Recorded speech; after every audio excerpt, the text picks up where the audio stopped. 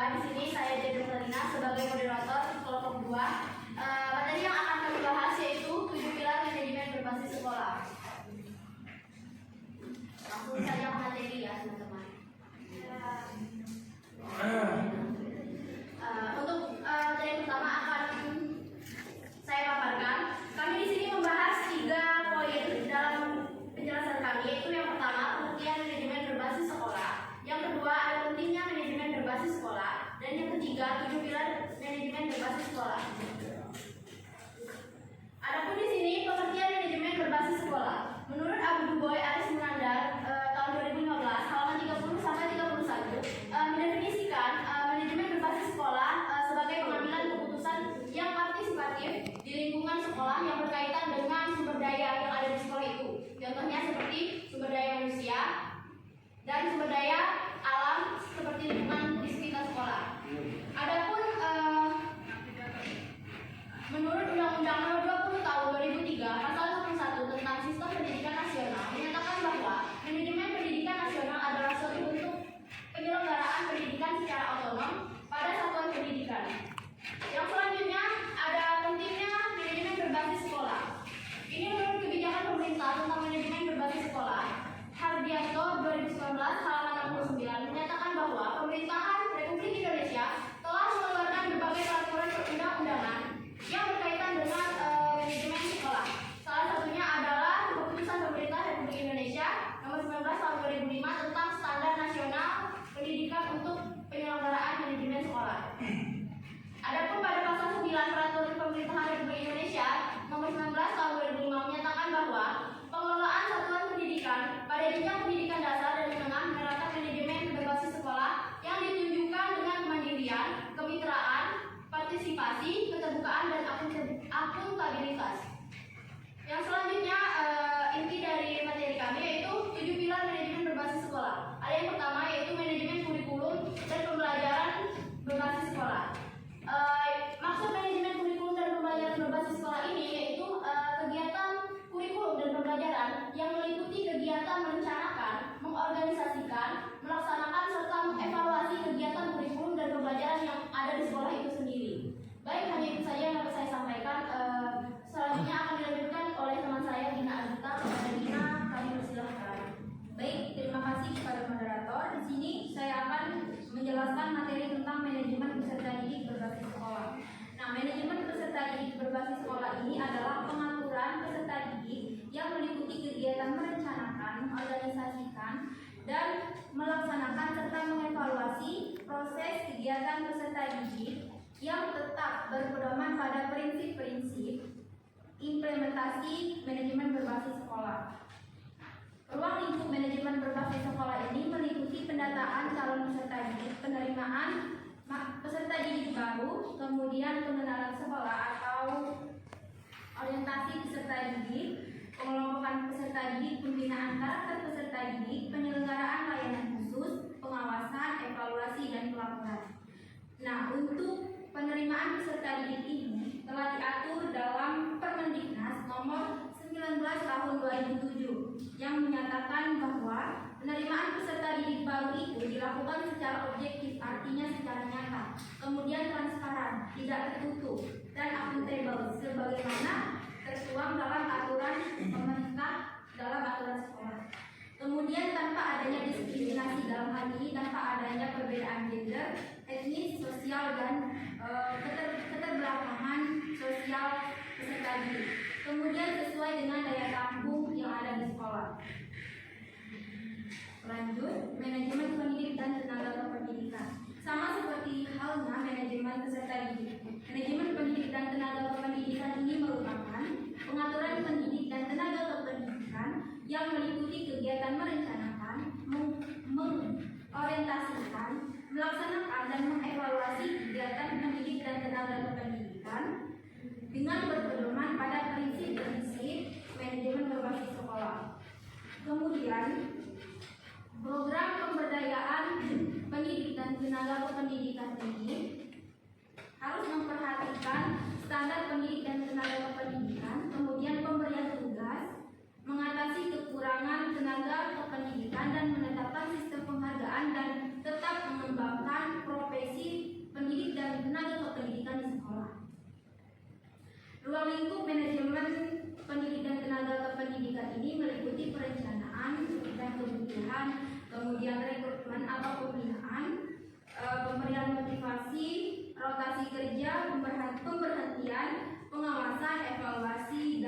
laporan. Lanjut. Kemudian manajemen sarana dan prasarana berbasis sekolah. Sebagaimana menurut Mulyasa yang dikutip oleh Nasruddin, sarana pendidikan itu adalah peralatan atau perlengkapan yang secara langsung memberikan manfaat untuk menunjang proses pendidikan, seperti ruangan kelas, meja, kursi, dan lain sebagainya sebagai media pengajaran. Kemudian prasarana pendidikan adalah semua perangkat kelengkapan dasar yang secara tidak langsung memberi manfaat untuk menunjang proses pembelajaran di kelas. Dalam Permendiknas nomor 19 tahun 2007, program pengelolaan sarana dan prasarana mengacu pada standar sarana dan prasarana dalam hal ini merencanakan, memenuhi, dan mengevaluasi sarana dan prasarana pendidikan di kelas, kemudian melakukan pemeliharaan agar sarana dan prasarana di kelas tetap terjaga, kemudian menyusun skala prioritas dan pemeliharaan semua fasilitas secara fisik dengan tetap memperhatikan kesehatan dan lingkungan sekitar. Nah, untuk ruang lingkup manajemen sarana dan prasarana ini meliputi analisis kebutuhan dan perencanaan, kemudian adanya pengadaan, interventarisasi, kemudian pendistribusian dan pemanfaatan, pemeliharaan, penghapusan, serta pengawasan, evaluasi dan laporan. Dari saya silakan kepada moderator. Baik, terima kasih kepada Rina. Untuk materi selanjutnya akan dijelaskan oleh teman kita, Herdandi. Kepada Herdandi kami persilakan. Baik, terima kasih kepada moderator. Baiklah, selanjutnya ada manajemen pembiayaan berbasis sekolah. Di sini maksudnya segala kegiatan mesti merencanakan, mengorganisasikan, mengevaluasi segala kegiatan peserta didik di sekolah membutuhkan pengaturan pembiayaan. Menurut Gemar dalam Budaya tahun 2020 halaman 47 merumuskan sekuensi perencanaan pembiayaan yang strategis, yaitu sebagai berikut. Yang pertama, misi, tujuan jangka panjang, tujuan jangka pendek, program, layanan, aktivitas, tujuan jangka panjang dan tujuan jangka pendek, berdasarkan kondisi nyata di sekolah, target, anggaran, dan perencanaan pembiayaan yang strategis. Selanjutnya ada manajemen hubungan sekolah dan masyarakat berbasis sekolah. Menurut Sutopo dan Sumanto dalam HID dan kawan-kawan tahun 2013 halaman 278 bahwa hubungan sekolah dengan masyarakat merupakan komunikasi dengan tujuan meningkatkan pengertian masyarakat tentang kebutuhan dan praktik pendidikan untuk meningkatkan mutu pendidikan. Contohnya, sekolah melibatkan masyarakat dalam segala kegiatan pengelolaan pendidikan baik akademik maupun non-akademik. Selanjutnya, keterlibatan peran serta warga sekolah dan masyarakat dalam pengelolaan dibatasi pada kegiatan tertentu yang ditetapkan. Yang ketujuh, manajemen budaya dan lingkungan berbasis sekolah. Manajemen budaya dan lingkungan berbasis sekolah adalah pengaturan budaya dan lingkungan yang meliputi kegiatan merencanakan, mengorganisasikan, melaksanakan, dan mengevaluasi program kegiatan budaya dan lingkungan sekolah dengan berpedoman pada prinsip-prinsip implementasi manajemen berbasis sekolah. Dengan adanya manajemen budaya dan lingkungan berbasis sekolah ini, sekolah dapat menciptakan suasana, iklim, dan lingkungan pendidikan yang kondusif untuk pembelajaran yang efisien dalam prosedur pelaksanaan. Baik, sekian dari saya kembalikan kepada moderator. Baik, mungkin hanya itu saja yang dapat kami sampaikan kepada teman-teman. Apakah jika yang jelas dapat ditanyakan kepada kelompok kami. Nah, kita tanya itu. Silakan kepada. Jadi kok baiklah.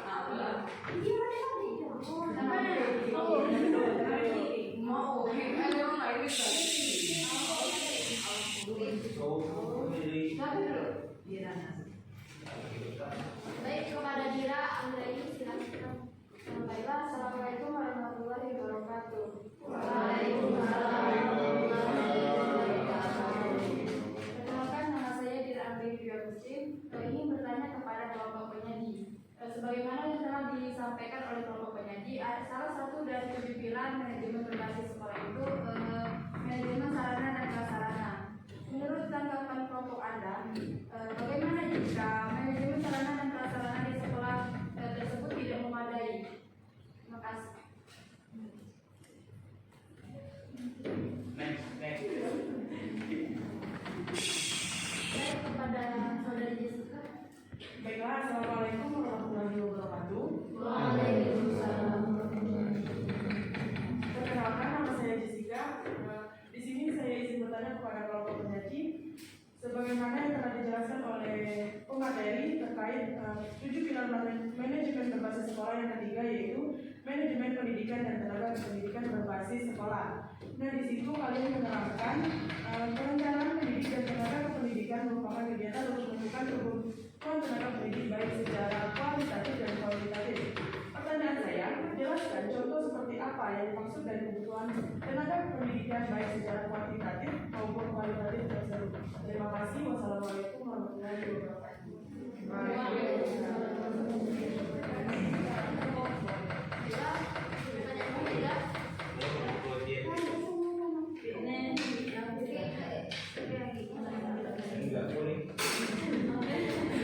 Silakan saudara Fitriani. Assalamualaikum warahmatullahi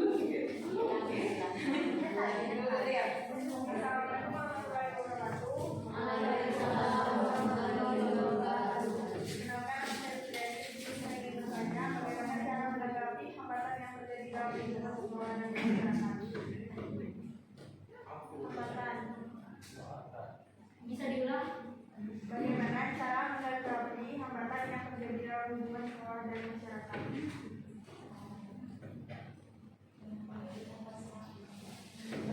Baiklah teman-teman, di sini kami akan menjawab pertanyaan dari Dira Anggraini Agustin kepada Gina. Baiklah, terima kasih moderator. Di sini saya akan menjawab pertanyaan dari Dira Anggraini yang pertanyaannya bagaimana jika sarana dan prasarana tidak memadai. Seperti yang telah kami jelaskan tadi bahwa sarana pendidikan itu adalah peralatan dan perlengkapan yang secara langsung dipergunakan untuk menunjang proses pendidikan seperti meja, kursi, papan tulis dan lain sebagainya. Dan prasarana pendidikan itu adalah semua perlengkapan dasar yang secara tidak langsung yang dapat menunjang proses pendidikan. Jadi jika sarana dan prasarana tidak memadai di dalam kelas, artinya proses pembelajaran tidak berjalan dengan baik, sebagaimana bahwa sarana dan prasarana itu adalah satu kesatuan pendukung terlaksananya proses belajar dan mengajar di dalam kelas. Bagaimana saudari bilang? Baik, terima kasih atas jawabannya. Sama-sama. Baiklah, di sini izinkan saya menjawab pertanyaan dari saudari Jessica. Yang tanya, jelaskan contoh dari pilar ketiga yang menyebutkan bahwa perencanaan pendidikan dan tenaga pendidikan merupakan kegiatan untuk menentukan kebutuhan tenaga pendidikan baik secara kuantitatif maupun kualitatif. Di sini terdapat ruang lingkup yang meliputi manajemen pendidik dan tenaga pendidikan. Yaitu yang pertama, perencanaan kebutuhan. Contoh perencanaan di sini yaitu langsung ke contoh aja ya. Kepala sekolah wajib merencanakan kebutuhan calon tenaga pendidik dan tenaga kependidikan baik secara kuantitas dan kualitasnya yang akan ditempatkan pada posisi yang akan dibutuhkan. Untuk yang kedua, ruang lingkup kedua yaitu rekrutmen. Contoh rekrutmen di sini yaitu kepala sekolah merekrut calon pendidik dan tenaga pendidikan dengan cara mengumumkan di media elektronik seperti di Instagram, di Facebook. Lalu dilakukan perekrutmen tenaga pendidik dan kependidikan sesuai kebutuhan seperti Capsek,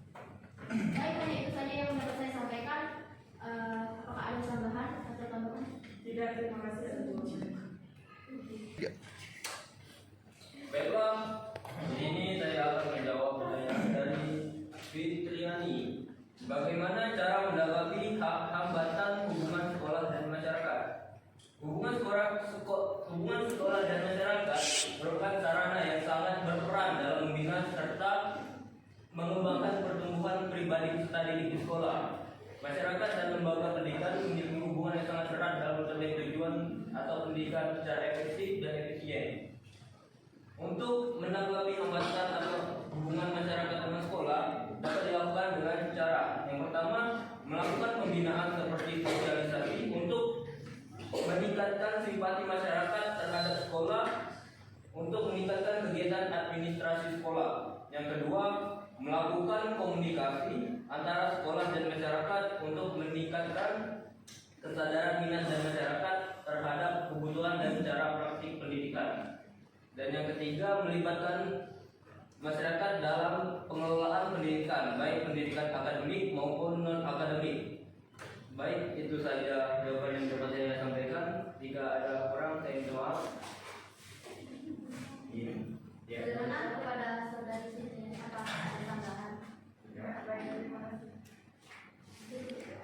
Mungkin hanya itu saja yang dapat Bapak kami jelaskan. Lebih dan kurangnya kami mohon maaf. Kepada Allah kami mohon ampun. Kami akhiri wabillahi taufik wal hidayah. Wassalamualaikum warahmatullahi wabarakatuh.